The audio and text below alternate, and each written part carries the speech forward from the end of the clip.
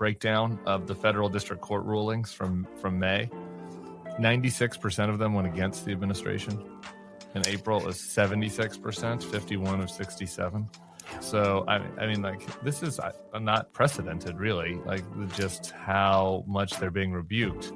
Across the board, it's not just democratically appointed judges and nominated by Democrats. It's Republican, including judges appointed by Donald Trump.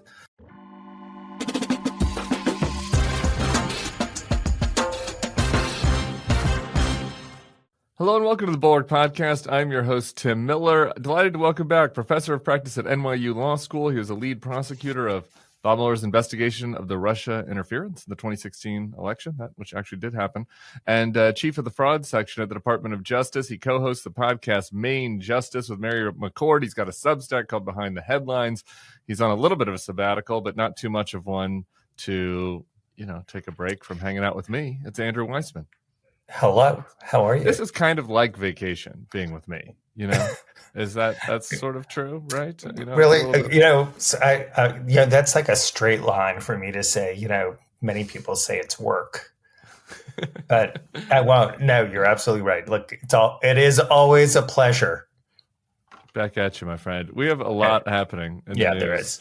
Yep. And plenty in the legal front. And I was going through the outline, and I don't want to make the entire podcast about immigration law, but we got to do a lot of immigration law. Unfortunately, I think it's the nature of our moment. But we have today, so the governor of California, Gavin Newsom, the attorney general, Rob Bonta, are filing a lawsuit against the administration. There's a hearing today.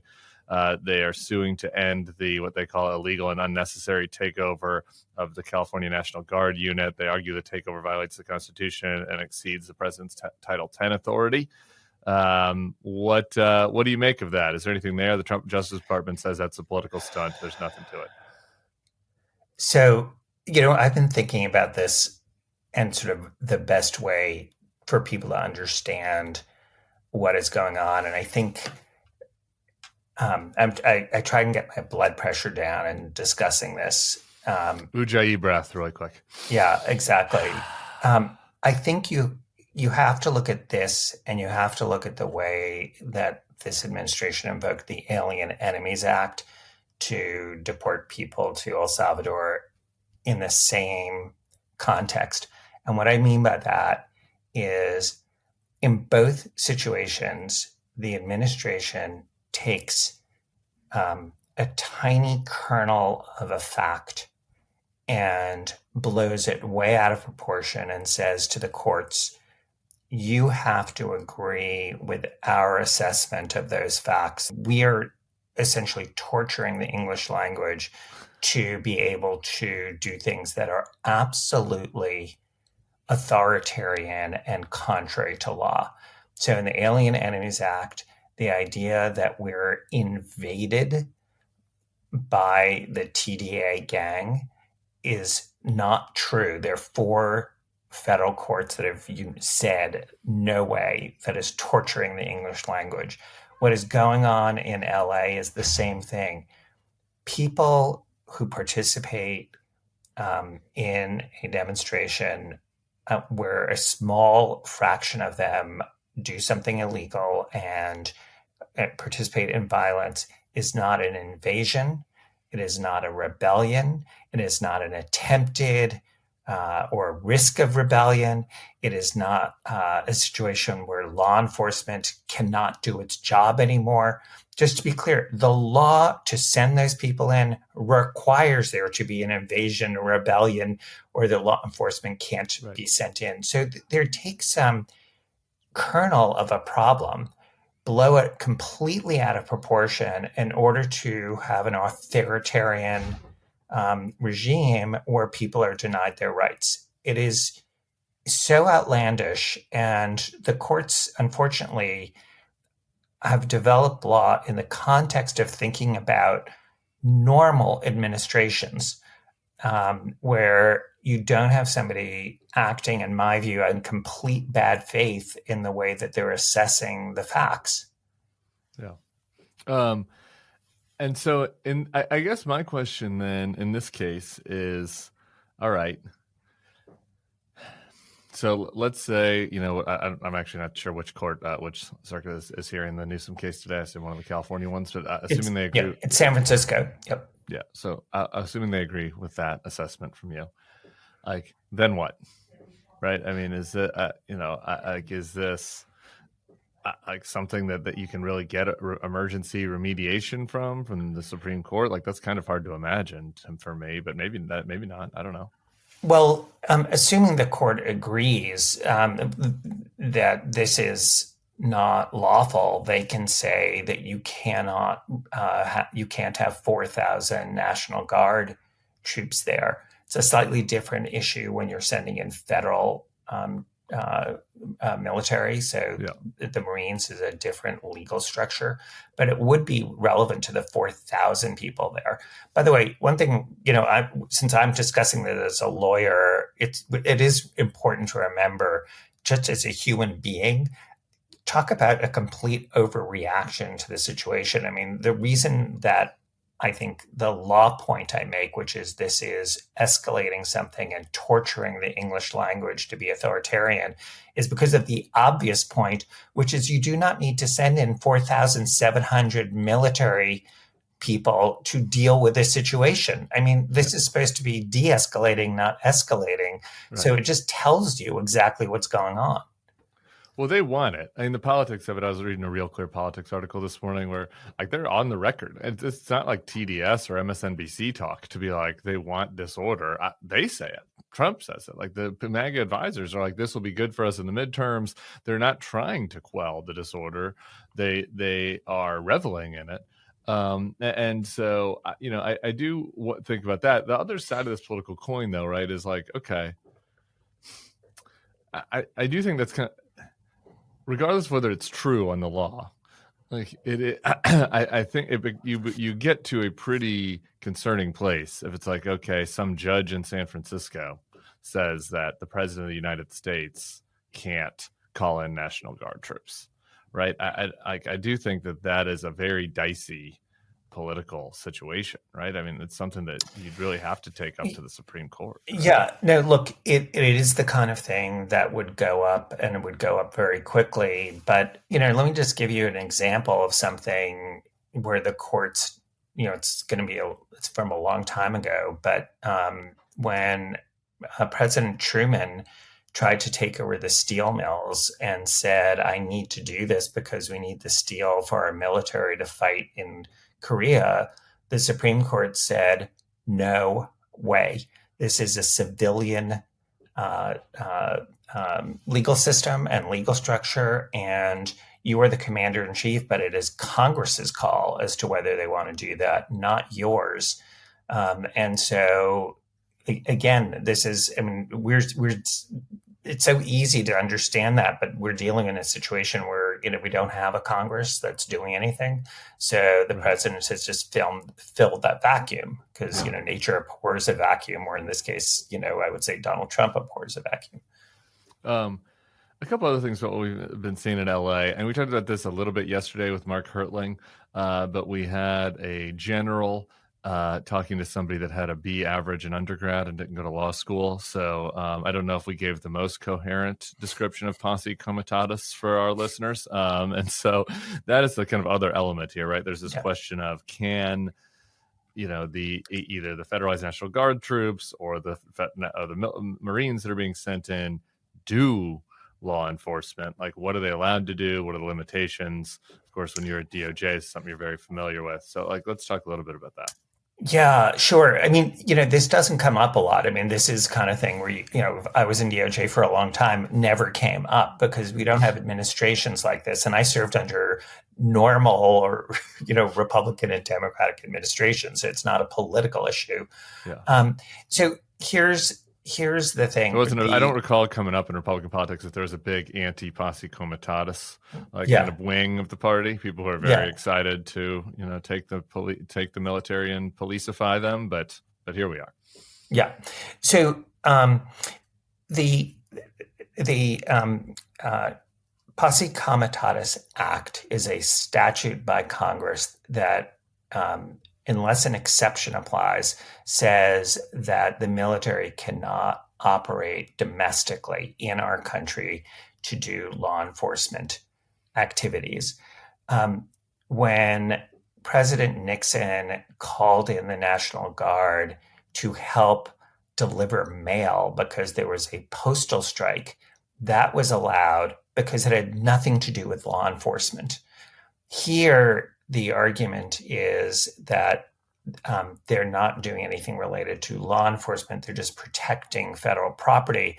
But the problem is it also has to be an invasion or rebellion, or there has to be a complete failure of law enforcement to be able to carry out its functions. Right. I don't see any of that as a prerequisite.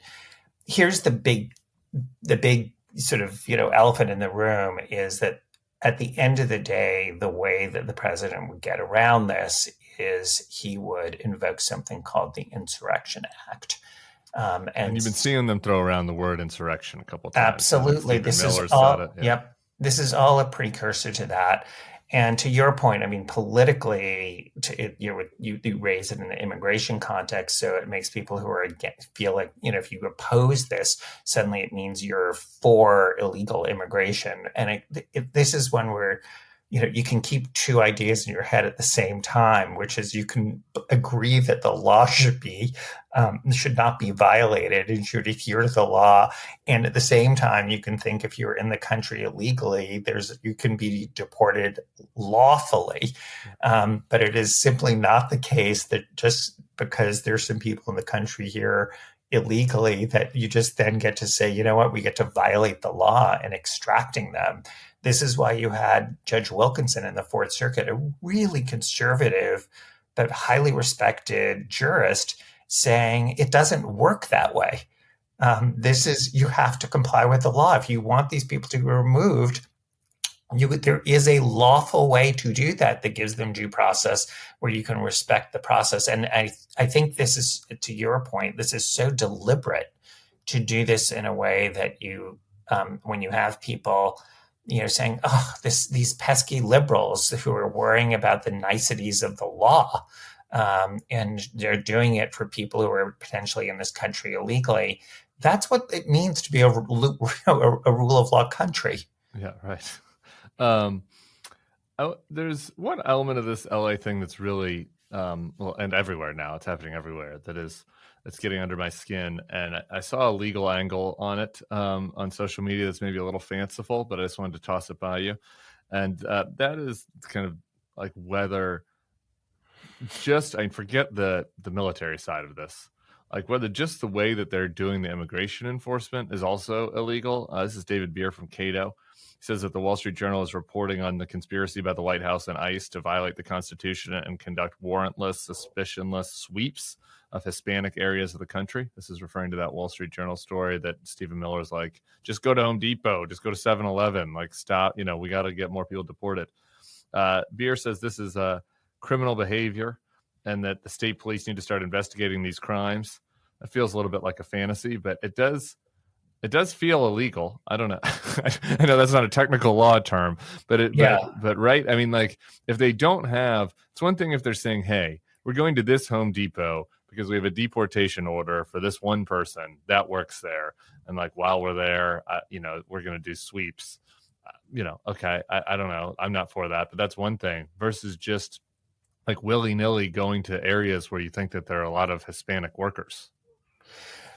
Look, so the Equal Protection Clause is a potential claim that people have if you are choosing to target people based on what suspect classification, so race and nationality. The Fourth Amendment is a protection because everyone in this country has a protection about being seized or searched without there being probable cause. And so that's another protection. And that's true on immigration, right? Like is probable cause like somebody doesn't have their ID? Is that probable cause? I don't know. Well, you would have to have a basis for just knowing that they don't have their ID. I mean, Yes, you can, just to be clear though, you can go up to anybody, assuming you're not targeting them for an improper, unconstitutional purpose. You can go up to anyone and voluntarily ask them, can I see your papers, et cetera. But, the person doesn't have to respond, though the law is very liberal, though, in terms of what law enforcement can do.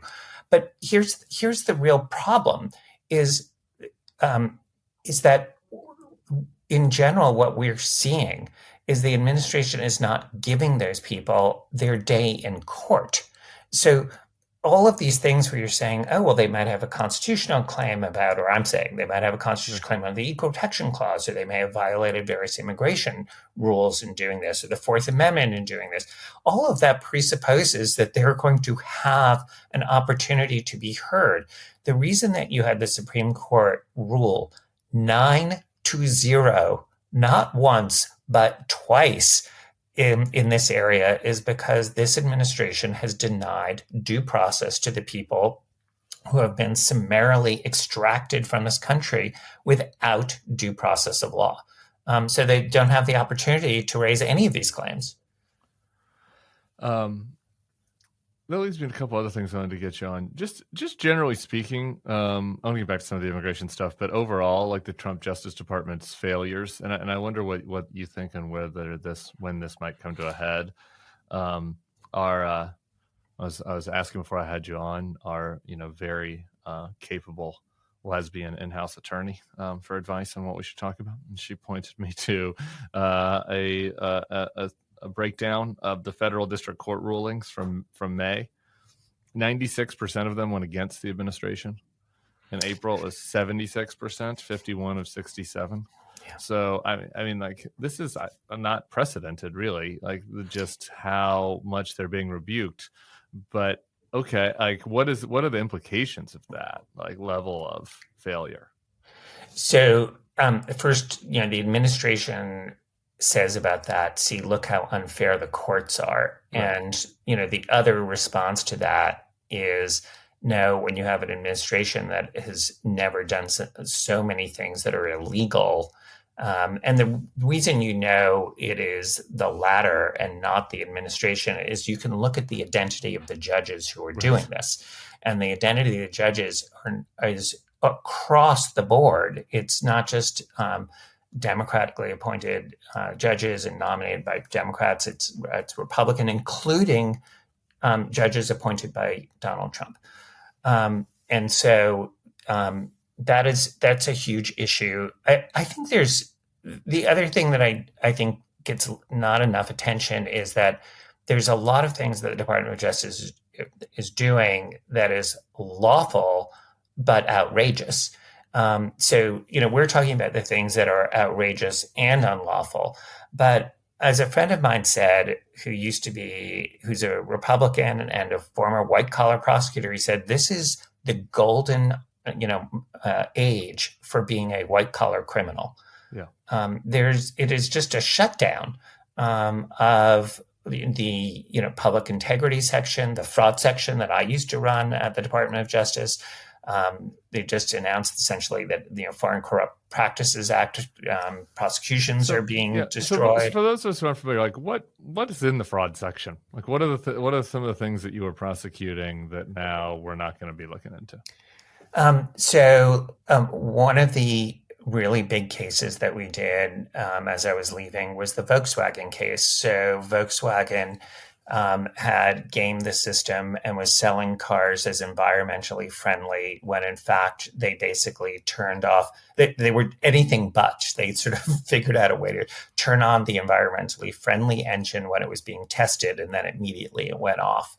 And this was, and just, people in Germany are now being prosecuted for it. People were prosecuted here. The company paid a fortune here and pled guilty to a felony. And it was an unusual corporate crime because it was actually orchestrated from above, and the way it sort of was discovered was that people below were like, you know what, we're not down with this. Yeah. So that's one example. There are corporations that were like Enron, huge financial institutions engaged in various frauds that affect millions and millions of people across the country. Maybe. Was Theranos in the fraud section? Theranos was not in the fraud section, but let me give you just another example of crimes that the fraud section prosecuted in the healthcare unit. This is just one example. A doctor who falsely told his patients that they had cancer so that he could charge them for chemotherapy, and then also wasn't actually even treating them for what was there. So not only did they go through, chemotherapy is not a benign thing to go through. So they went through all of that. They went through the psychic issue of that. Their family went through it, all for greed. So these are really, you can have, that's sort of an outrageous crime on a small scale. And then there were crimes that, huge corporate crimes that affect people, can affect people monetarily, can affect the environment, like Volkswagen. All of these are really, really important things. This administration is saying, essentially, if you're a rich white person, we're not really in the business of looking out for, the crimes that you're committing. I basically spent 20 years of my life. I was basically prosecuting sort of like corporate executives. And it's just hard to see that that's going to go on anymore. Yeah. I mean, well, it's because when they talk about law and order, they're not talking about that, right? Like, exactly. It's just like Donald Trump doesn't see like corporate crime, theft, scams as crimes, because he committed them many times and has been, whether it be Trump University that he had a judgment against him on, or all of those, right? That he did a multi-level marketing scheme, an MLM scheme he was involved in. National Review did a long report on that back in the day. So, I think that's like a big part of this. Yeah, I mean, let's not forget, he is a convicted felon. Thank you. I mean, yeah. I mean, right. If you have a criminal, if you have a white collar criminal in the White House, I'm not surprised by the fact that he doesn't want to go after white collar crime. It's just, you remember on day one that Pam Bondi started as the Attorney General, she issued, it's a lawful thing to do, but she issued a memorandum basically gutting, all of these areas that are so important for holding people to account and also equal justice. It should not be because you're rich that or white, which, can correlate, that you suddenly are immune from criminal investigation. Yeah, I don't know. I immediately get my political hat on, and I want to think like there has to be a populist angle for the Democrats here. Just like listening to you talk about this, it's like these, like these guys claim that they're for the forgotten man and they're going after the elites and going after the deep state, but it's like the opposite. Like they're you could go through the pardons and talk about the sort of the nature, the number of people who are pardoned who just engaged in, grift. And it's like, why are those people getting pardoned when you have a lot of small fry, if you were going to try and do this in an even-handed way, who don't have the wherewithal to have influence with the people deciding who's going to get presented for a pardon to the president? Yeah, and I just think that, like, I don't know. I'm trying to cast this person in a movie, but like the Democrats need like a character who sounds like a working man with a Southern accent to start being like, they're letting all the fucking fat cats get away with everything. They need a Huey Long, honestly. Like, that's not really my kind of politics, but like somebody that can like get this through to people, that it is the people that are screwing over regular folks that are being let off scot-free right now, left and right. I mean, to this point, my buddy texted me yesterday about one of the U.S. attorney's offices, and I want to kind of just get your take on this without getting into the details. It's my understanding this is happening everywhere, but that essentially at one of the U.S. attorney's offices, it's not in a border state.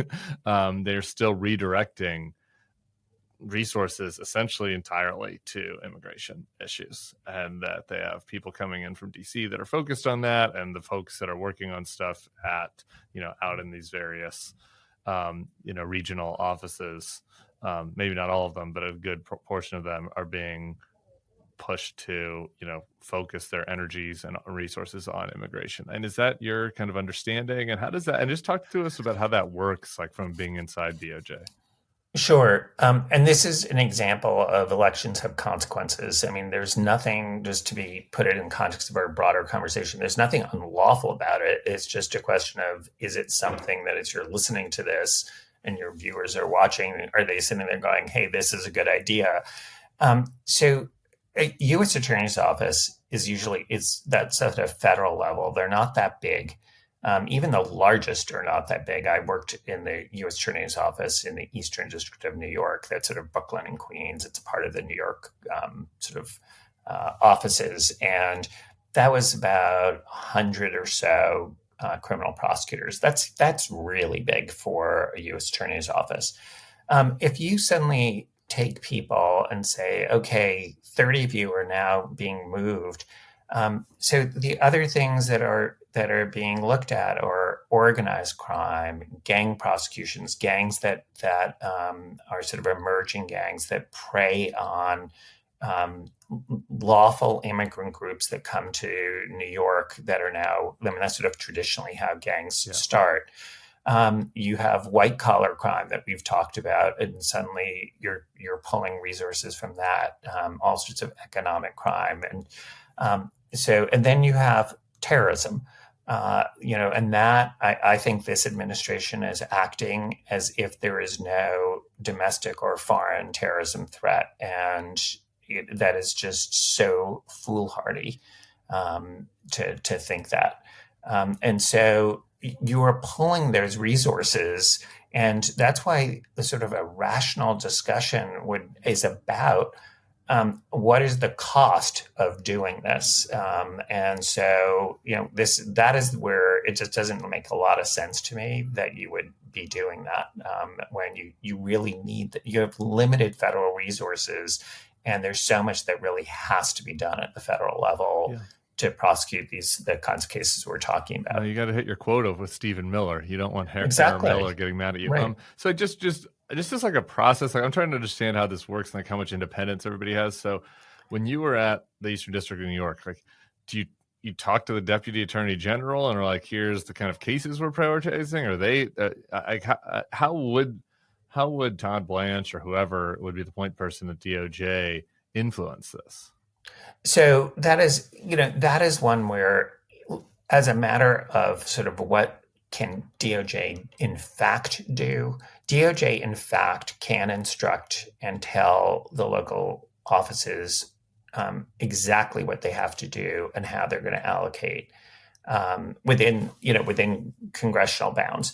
But they actually have that power. It's just that in most administrations, it is exercised only around the edges. There's an enormous amount of deference to the U.S. attorney for a whole variety of reasons, but usually it's because the U.S. attorney was selected by a sitting senator who gets proposed to the president, and then the U.S. attorney is actually nominated by the president. So they have some independent clout, and so usually the attorney general and the deputy attorney general sort of are careful before they step on those toes.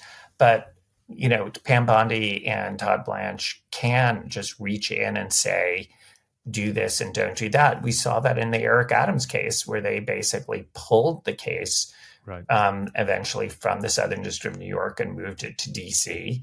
And they directed them as to exactly what they were going to do, including saying that you're going to move to dismiss the case without prejudice.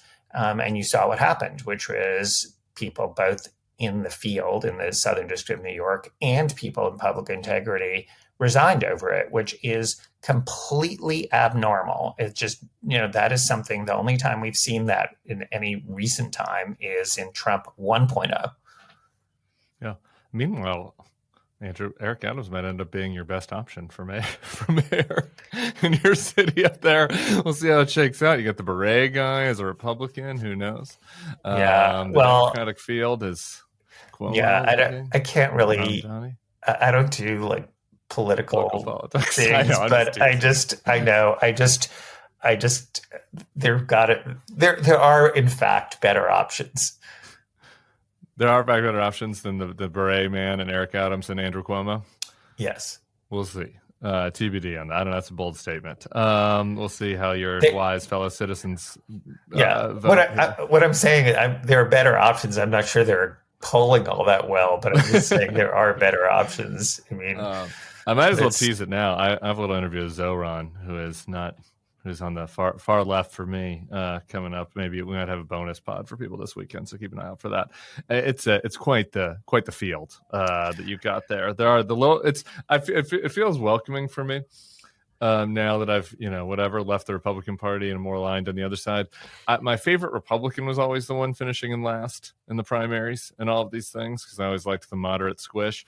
And right. Now I just am living the same experience. My favorite Democratic person in the mayor's primary has 2%. So, it's just the people and I are not aligned, unfortunately. All right, y'all. I've been trying to get in shape for Pride Month. Going to the gym from time to time, and was in the market for some new, gym clothes with the mesh liners. I'm sure those of you that go to the gym know what I'm talking about. I don't know. I'm doing my best over here. And luckily, we got a new sponsor that provided in my moment of need. It's Fair Harbor. This episode is brought to you by Fair Harbor, the makers of the world's most comfortable swimwear. If you're heading to the beach or have a vacation coming up, you can pack their breeze knit lined trunks and say goodbye to mesh lining forever. I should mention, related to the intro, I wear Speedos. So the need for the Fair Harbor trunks look great for trunk if you're a long trunk person. But hence the reference to why I'm using them at the gym. The mesh lining in swim trunks that every guy hates? With Fair Harbor's built-in boxer brief liner, their trunks are softer than anything you have ever felt before. Fair Harbor trunks are perfect for swimming, lounging, or soaking up some sun. A variety of designs and styles make finding your favorite pair easy. And Fair Harbor's super soft built-in liner keeps you comfortable all day. You'll never go back to the mesh line trunks again. I already put mine on. They're in kind of a coral red color. Looking good. Got to tell you, I'm into it. Maybe a Father's Day gift. Along with swim trunks, Fair Harbor carries a full line of casual clothing. I picked up a linen shirt. Their shorts, shirts, and hoodies let you relax beyond the beach. And if the rest of the family gets jealous, they've got kids' styles too. Ready to ditch your old swimwear? Fair Harbor makes the most comfortable trunks you'll ever wear. Chafe-free, quick-drying, and built for all-day comfort. Upgrade your collection and get 15% off your first purchase. Head to fairharborclothing.com/bulwark and use code BULWARK for 20% off your first purchase. Once again, that's Fair Harbor, HARBOR, clothing.com/bulwark. What else do I have for you? All right. Comey. We got when I Comey and I asked about this, but I also want your take. I'm obsessed with this, because again, it's something that, having not been in any of these agencies, I don't really understand how it works, like the process works. But the DHS is just spending way more than they have been allocated. And Kristi Noem, and they're just and Chris Murphy really put it to Kristi Noem on this the other day. And I want to play that for you and just kind of get your thoughts on it. I say this with seriousness and respect, but your department is out of control. You are spending like you don't have a budget. You're on the verge of running out of money for the fiscal year. You are illegally refusing to spend funds that have been authorized by this Congress and appropriated by this committee. You are ignoring the immigration laws of this nation, implementing a brand new immigration system that you have invented that has little relation to the statutes that you are required, that you are commanded to follow, as spelled out in your oath of office. You are routinely violating the rights of immigrants who may not be citizens, but whether you like it or not, they have constitutional and statutory rights when they reside in the United States. We've covered the second half of that quite a bit, but on the first half, it really strong there from Chris Murphy. But on the first half, how did it, I guess if Congress doesn't care, they can just spend what they want, but where are they getting the money from? I don't understand how it's working.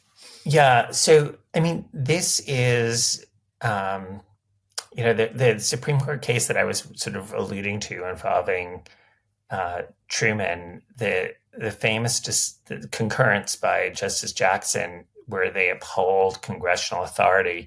He ends it by saying, we can do this for Congress, but it's yours to implement. Like if you, Congress, don't sort of have the backbone to do what you need to do, this is all for naught.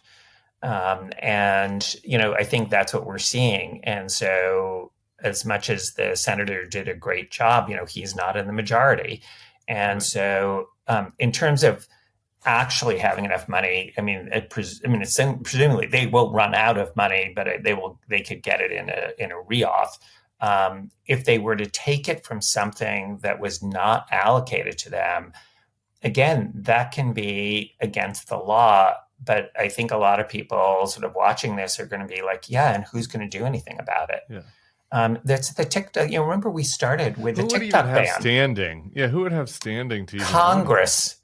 Right. Congress. That's right. I mean, the TikTok ban was how this started, where the TikTok ban was imposed by Congress. It went to the Supreme Court. The Supreme Court says it is lawful. And then Donald Trump says, yeah, we're not implementing it. And Pam Bondi issues a letter to tech companies saying, don't worry about putting them on your platforms because essentially we're not going to prosecute it. And so when you start that way, this is sending a message of what are you going to do about it? Has this created any doubts for you in the American constitutional republic? Because I just look at this and it's like we never had considered really before, and I guess besides treatment of black folks, but like outside of that, never really considered before, like the notion that maybe Congress would just decide not to do anything, and that the president and that the administration could just do whatever they want, and that there isn't really a remedy for it. Like that option hadn't really crossed my mind. Yeah, I mean, look, the one thing that Donald Trump has clearly shown is that our checks and balances are clearly not sufficient. I mean, that if you have somebody who is pure id, work, to homage to my psychologist mother, somebody who doesn't have this sort of external controls. That you're counting on Congress, you're counting on the courts, and ultimately though we've sort of learned you have to count on the American people caring enough. They're going to do something about it because these sort of institutional checks and balances have a lot of flaws. I mean, obviously we talked a little bit about the pardon power, but that is a way to completely gut the legal system, at least at the federal level. Psychologist mother. That's just starting to explain things. The picture is starting to come in. The full picture is starting to come into focus for me. That's pure nerd. Yeah. It's like said when some of my colleagues at the bulwark met my mother at the Denver Live show, they're like, "Oh, okay, now I get it. That makes sense now." I'll rapid fire through a couple of these other immigration things because we spent too much time on it. But just really quick, the ICE covering faces, not identifying themselves. Okay, so I really try not to curse. So the closest I'm going to get, but it's not really what I'm thinking, is what the hell? Okay. I mean, just to be clear, that is so it's so outrageous. We are not this is not COVID. You don't look at the idea that the only reason to do that is to both scare people and to not be able to be held to account, so that you have sort of this anonymity. And I think it also has this effect, again, to channel sort of psychology. Once you do that, I think it sort of, in some ways, liberates you to act worse, to act with impunity, because you're sort of covered. Right, obviously. And so I just think it is unbelievable that there aren't people like bosses. This is where you want adults in the room to be like, that's not happening. And what we've seen in this administration, there are no adults in the room. And from a prosecutor's perspective, you also have to be like, wait a minute, this is going to create issues, right? Like as far as, it depends. Rights. I know we've seen some of these arrests. Like, these people are not getting their Miranda rights read to them. They're not even admitting that they're cops half the time. Yeah, I mean, that's, they're limited. The issues, obviously, if they're not read your Miranda rights, that's one thing, but wearing the mask is something that is, there's no constitutional right to be arrested by somebody who's not wearing a mask. So maybe we should have thought about that. Yeah, but it's the thing. But this, Madison. But again, this just goes to the idea that, is this what you want? Is this what you voted for? That you want? These people work for us, not vice versa, and that's what's just so outrageous about this. I think sadly it is what people voted for. And then finally, I can't not mention the case regarding Andry Hernandez Romero. Federal Judge Boasberg ruled last Wednesday this group of Venezuelans must be provided a legal avenue to contest the administration's accusations they're gang members. I appreciate that Boasberg described the process of these removals as being akin to a scene from the Kafka novel The Trial. Which is a good read if people haven't checked that out since college. And I don't know what the remediation is for these folks, but it's maybe kind of good. Look, Judge, it is good. We just had our podcast on this, Justice, and I have to say I'm a little exasperated. I mean, it's a 60-plus page decision that. Yes, it does say they can be a class action, but the heart of it is something that I think American citizens are like, wait a second, you said these people have due process rights and they're entitled to be there. You have to do something, government, to facilitate their release and so they have a right to have to be heard and to be heard in court. That was already said by the Supreme Court, not once, but twice. I was just like, Judge Boasberg, can we move on? I mean, it just read to me like you need to just get to the point where the government either is going to agree to the court order or not, and just have a fine point on it. You have to actually just say we're doing it. And I think what he ended up saying is, okay, I'm going to turn to the government and say, what are you proposing? That could have been done as soon as the Supreme Court said for the first time that their due process rights were violated. Or maybe it could have been done right after the second time. And the reason you're hearing this exasperation, and I have enormous respect for Judge Boasberg, is these people are still in a godforsaken foreign prison where they were put in violation of due process. That is not me saying that. That's the Supreme Court 920. So these people's rights are currently being violated. There should be some sense of urgency about remedying it. It's not crazy to say their life is in danger. I mean, talking about urgency, absolutely. Seen this prison, like we don't have proof of life for Andry and some of these people. I mean, can you just think about this? Let's assume that there is one person there who they put there by mistake. And we know that's already true with respect to Abrego Garcia, that he was not supposed to have been taken in violation of a court order. So that means that person is denied their day in court. So it is the reason for the exasperation on my part is it's hard to imagine if these were people with clout politically in a different economic and racial composition, that there would be the tolerance for the amount of delay that has gone on while they're stuck in a prison. Amen to that. Okay, last, I lied. One more last immigration one because we just have to hit it. With regards to Mahmoud Khalil, District Judge Michael Farbiars, there we go, said he could not be removed or detained based on Rubio's determination. The government has till tomorrow morning at this time, at the time of our taping right now, to appeal. I saw some folks saying they expect Khalil out in the next week. Where are you at on the Khalil saga? We'll see. I mean, I could see them just appealing it on that. I mean, we'll see. The district judge did sort of give the government time to potentially appeal to the Third Circuit. I'm not really sure why they wouldn't do that. They seem the only cases I know where they really haven't appealed is in the law firm cases where I think they've gotten everything they want, so there's no reason for them to appeal. My one piece of good news that I keep trying to bring up when discussing all these immigration cases is with regards to Khalil and so in both the kind of whatever you want to call the bucket of State Department deciding you're a bad student and we can detain you bucket, and the DHS deciding you're a gang member based on your tattoos and we can send you to a foreign gulag bucket.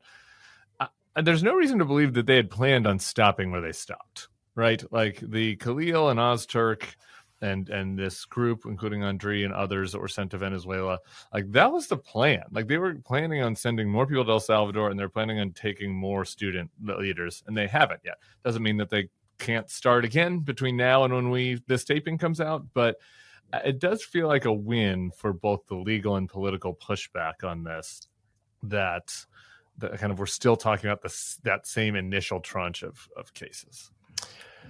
Small silver lining there? No? I'd say small silver lining because it hasn't, on those things, it hasn't gotten appreciably worse. But, there's an endless array of outrage to go forward. I mean, the LA piece is just the beginning.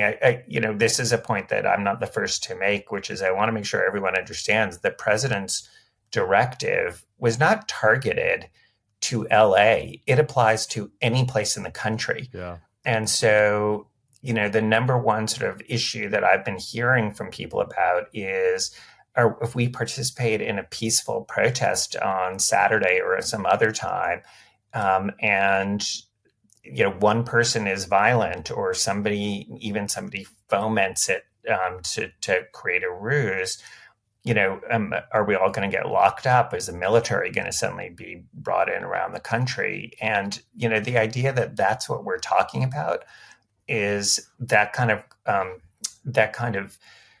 chilling effect on the First Amendment is, it's hard for me to do the optimistic ending. Way to just take my silver lining and just like throw it in the trash compactor and turn on the we're shredding it. I'm basically going to, I'm like, what planet are you on? Okay, great. It's fine. It is in the spirit of the Bulwark podcast. A listener and fan gave me a button at the Nashville event that said it gets worse before it gets worse, which I liked.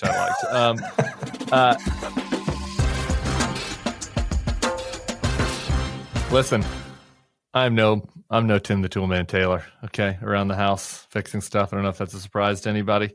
I leave that to the pros, and that's especially true when it comes to what's happening with our windows. It's 2025, and there's a better way to buy blinds, shades, shutters, and drapery. It's called 3 Day Blinds.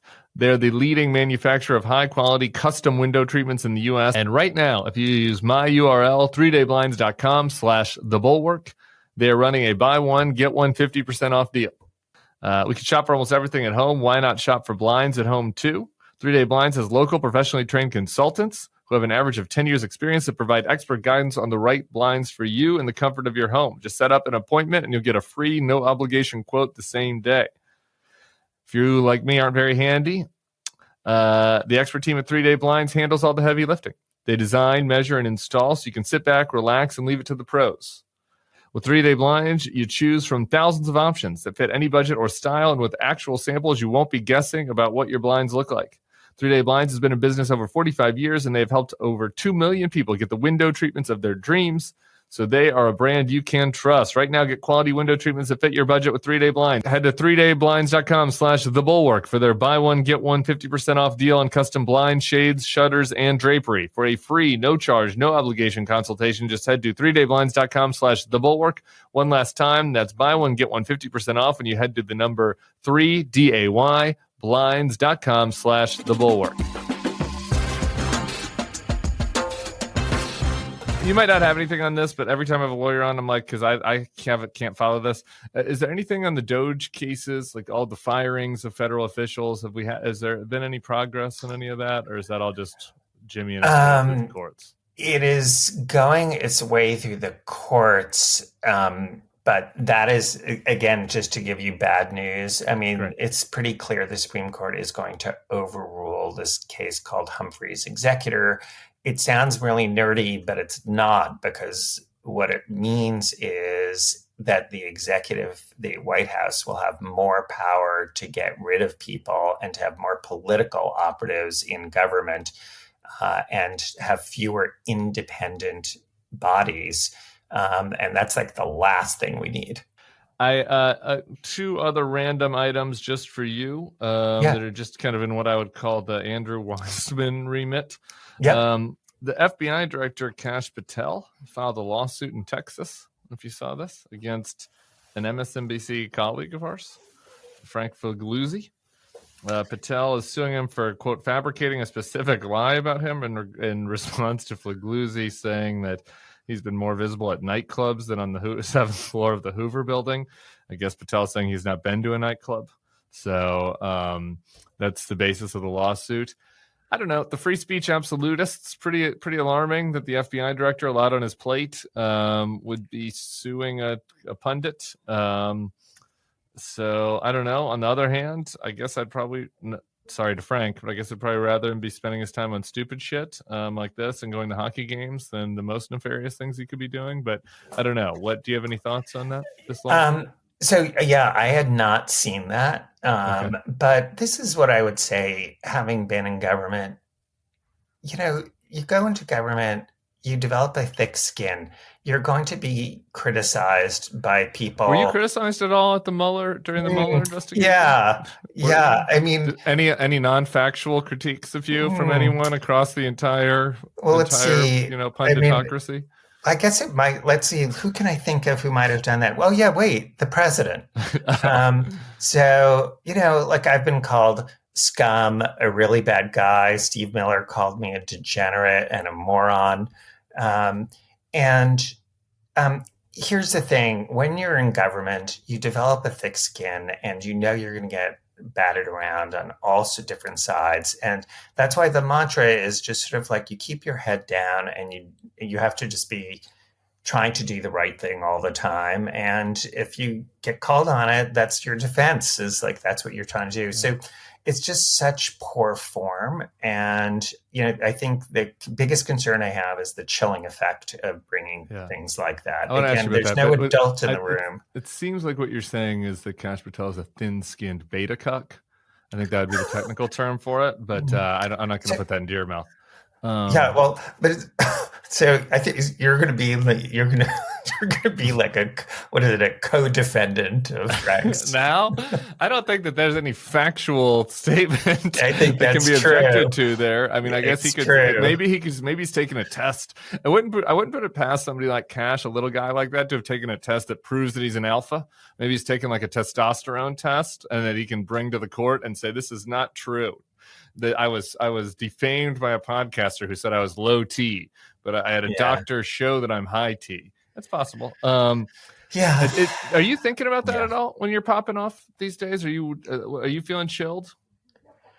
I'm not, because my view is, I think it is more important than ever to be speaking out. And, this is going to sound a little, soapboxy and Pollyannish, but you and I are privileged to be able to do this. And I think the reason that, like, a lot of people come up to me to thank me, but I think what they're really thanking is like we're allowed to voice something that they're thinking and thinking they're alone. And so, I just think that is incumbent. And obviously you should be careful about what you say, but that's always true. Yeah. So I agree with this. No, they're trying to, and everybody's just more sensitive now. Like, there's just stuff I hear about, stuff that I hadn't heard about, we're like, well, is this thing exactly right? Like when you're using figures of speech or, but I'm not going to be bullied by these little guys. If he wants to go to the Texas, I'm in Louisiana. I don't know if the Louisiana district would be as favorable to him. You'd think there's some free speech judges out there that are like, think that we can have a little bit still in this country as of right now, as of June 12th. You Also, can call the FBI director low T without worrying that without worried that you're going to be jailed. So that's something that I can when do and will do. let's just remember, when you're a public, a public figure, and obviously the FBI director is, I mean, really, he thinks that Frank or anybody, you have to be willing to show actual malice, and there are all sorts of things. And he knew for a fact he'd never been to a nightclub. He'd seen his whole calendar. He knew that he'd never been there, and then he met right like that. I know it would have to be like that level of knowledge. But we've seen the other guys fold. I mean, that was true in some of these other cases with the media folks, which I don't want to get into. Okay, fun final topic. Which is in the Andrew Weissmann remit. I assume you're a musical person. I know you're opera. Do you do musicals as well? I'm more concerts than opera, but I do. Since I'm a New Yorker, I go to the theater a lot, and that's that's straight plays, musicals, everything. Oh, okay. Longtime listeners of the pod would know that I'm not a musical gay. It's the one part of gay culture I just am a total zero on. What? Yesterday, the president and vice president went to see a musical at the Kennedy Center. Wait, and, Tim, they went to see, as I understood it, Les Misérables. Yeah, right. I don't know what that's about. Do you know what that's about? I don't, which is the point of where I'm going. So stick with it. Hold it for 1 second. I don't know what it's about, and here's why. And I want to demonstrate to you. J.D. Vance sent a tweet about his attendance, and he wrote this: "About to see Les Misérables is how you pronounce it, according to Andrew. About to see Les Misérables with POTUS at the Kennedy Center. Me to Usha. So what's this about? A barber who kills people? ? Usha hysterical laughter. There are a couple of issues with this tweet for me because." I don't understand what's funny about it because I don't know what happens in Les Misérables. And I assume maybe there was a barber. I don't know. I don't know what's in the movie. And my colleague Sonny Bunch points out that this is the kind of thing that you put out if you do know what happened in Les Misérables, but you are too embarrassed to admit that you're into fancy boy plays. And it seems like J.D. Vance is doing that. He's pretending that he doesn't know. Because I literally don't understand the joke. So I'm hoping you can explain it to me. I can. And it is true that I agree with your colleague who says that he's doing this because he does know, but it's not for the reason that you're suggesting. So one, is it about a barber who kills people? That's based on the Stephen Sondheim musical, Sweeney Todd, which was about Sweeney Todd was a barber who killed people, and then they got chopped up. So J.D. Vance had to prove that he didn't know about musicals by referencing an even lesser known niche musical that I'd never heard of until can I just say never repeat that again, because it is like an incredibly good Stephen Sondheim. Do you know who Stephen Sondheim is? I've heard the name Stephen Sondheim. I know that he's a person that exists. But if you said if the category in Jeopardy was Stephen Sondheim plays and then the first question was name one, I would have been unable to do that. Until right now, I could do Sweeney Todd, I guess. So, for all of the people who are watching this who are shocked beyond belief, the OGs know already. Okay, we're gonna have to do a little remedial help. But so he was referencing Stephen Sondheim's Sweeney Todd, which, by the way, they got chopped up and they got put into meat pies, and then people ate them. So it was a cannibalism musical.